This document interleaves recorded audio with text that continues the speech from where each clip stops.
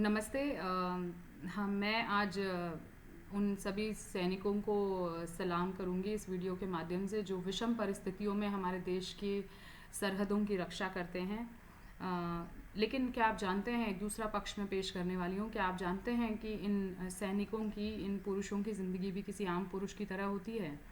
अजीब लगेगा आपको ये सुनकर, मगर ये बात सच है। हमारे पास बहुत से ऐसे मामले आते हैं जहाँ पे इन सैनिकों की पत्नियों ने किसी दूसरी जगह पर जा कर के इन लोगों के ऊपर केस फाइल कर दिए हैं, और ये सैनिक जो है वो विषम परिस्थिति -10 डिग्री के टेम्परेचर में सरहद की रक्षा कर रहा होता है, और यहाँ उसकी सैलरी से कट करके जो है पैसे इनको गुजारे भत्ते के रूप में मिलने लगते हैं। और ये पूरी सुविधाओं का आनंद उठाती हैं, और इनके बच्चे भी सारी सुविधाओं का आनंद उठाते हैं, और इनको बिल्कुल भी फिक्र नहीं होती है उस सैनिक की पीड़ा की। मगर हम समाज के लोग इनको बहुत इज्जत की नज़र से देखते हैं।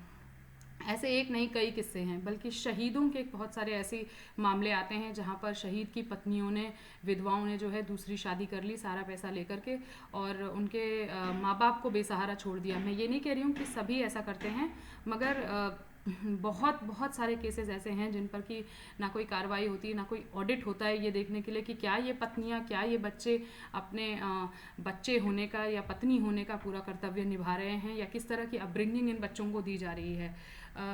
जैसा कि गारंटी नहीं होती है किसी काबिल वकील का बच्चा बड़ा काबिल वकील बने, या काबिल डॉक्टर का बच्चा बड़ा काबिल डॉक्टर बने, तो इस बात की भी कोई गारंटी नहीं है कि शहीद के बच्चे या सैनिकों के बच्चे उन्हीं की तरह बहादुर निकलें या देशभक्त निकलें।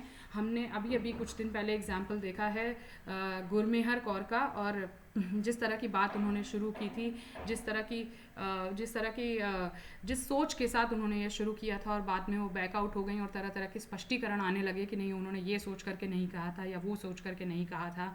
लेकिन वो भी ये बात जानती हैं कि उनका पक्ष काफ़ी कमज़ोर था, और क्योंकि वो चला नहीं, चारों तरफ से विरोध की लहर आने लगी, तो उन्होंने फिर दूसरे कार्ड का इस्तेमाल किया जो कि अलाइंड है दोनों थॉट। यदि आप देखेंगे वामपंथी विचारधारा और फेमिनिज्म कैसे अलाइंड है साथ में, क्योंकि वो एक गलत छवि दोनों ही इंडिया की और इंडियन मेन की, भारतीय पुरुषों की और भारत की एक गलत छवि भारत बाहर प्रेजेंट करने में बहुत आगे रहते हैं, एलिगेशंस लगाने में बहुत आगे रहते हैं। तो गुरमेहर ने वही किया कि अब क्योंकि शहीद की बेटी का कार्ड चला नहीं है, तो क्यों ना विक्टिम बन जाया जाए और ये कहा जाए कि मुझे ट्रोल किया जा रहा है, थ्रेट्स आ रहे हैं। हमने देखा भी कि अभी एक FIR भी लॉन्च हो गई है, जो कि बड़ा आम रिएक्शन है किसी भी फेमिनिस्ट वूमन का।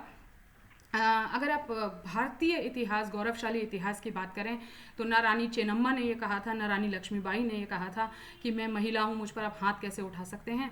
वो वॉर में थी, उन्होंने वॉर के पूरे नियम निभाए, बहादुरी से मुकाबला किया। मगर जब आप वामपंथी इतिहास पढ़ कर के बड़े हुए होते हैं, तो आपको ये बताया जाता है कि डायनासोर के ज़माने से जो है पुरुष जो है वो महिलाओं को प्रताड़ित कर रहे हैं। फिर आपकी एक सोच वैसी ही बन जाती है, फिर आप आक्षेप लगाने लगती हैं, फिर आप आरोप लगाने लगती हैं, फिर आप रोने रोने पर विश्वास करने लगती हैं, डटकर मुकाबला नहीं करती, अचानक शहीद की बेटी से अबला असहाय नारी बन जाती हैं। और मज़े की बात यह है कि ये शिकायत उन महिलाओं की सुनी जाती है जो भारत विरोधी बात करे, भारतीय पुरुष के विरोध की बात करे। यदि आप कहती हैं कि मैं सशक्त महिला हूँ और मैं अपने देश की एक जिम्मेदार नागरिक हूँ, तो आपकी बात नहीं सुनी जाती। और जिस तरह की धमकी और ट्रोल्स की बात ये कर रही हैं, वो तो मीडिया में मेरे ख्याल से बड़ी आम बात सोशल मीडिया में हो गई है, और हर दिन इस तरह की बात होती है। किसी न किसी बड़े आदमी को, हमारे देश के प्रधानमंत्री तक को गालियाँ मिलती हैं, और वुमेन मिनिस्टर्स तक को गालियाँ मिलती हैं। लेकिन शायद वो इतने दुख की बात नहीं है। वो इसलिए इतनी दुख की बात नहीं है क्योंकि हम भारतीय थॉट के साथ अलाइंड हैं, भारतीयता के साथ अलाइंड हैं। जब हम भारत के विरोध में बात करने लगेंगे, तब आप रिस्पेक्ट वुमन की बात करेंगे। ये एक शर्त है इन लोगों की, ये एक नेक्सस है इन लोगों का, जो आप लोगों को समझना पड़ेगा। बहुत ज़रूरी है इस चीज़ को समझना भी कि ये किस तरह का एक थॉट प्रोसेस चल रहा है।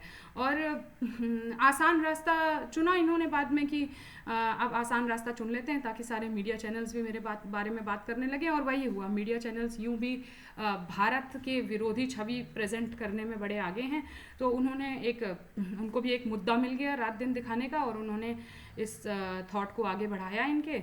और आज देखिए किस तरह से देश डिवाइड हो गया है दो हिस्सों में, जो कि इनका पूरा प्लान था कि ऐसा हो जाए।